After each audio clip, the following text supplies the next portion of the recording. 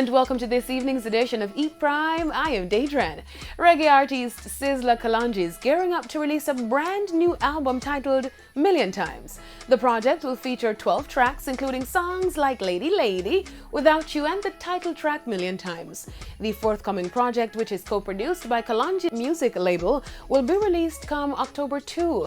Million Times will be Sizzla's 56th studio album and is a follow-up to Victory, a 16-track project that he released back in March last year. The struggle ain't new to me. I fight it every day like I've been a cup of tea.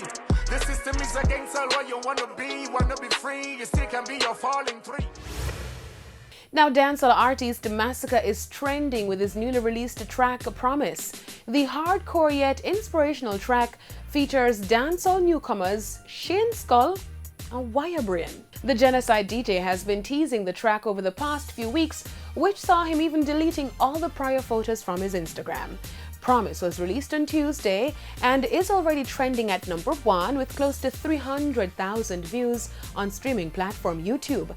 Massacre shared with his fans on Instagram the simple caption, "Deeper than music." Just poverty alone ain't not a thing we're afraid of. In the name of the King, the Savior, tell him some promise.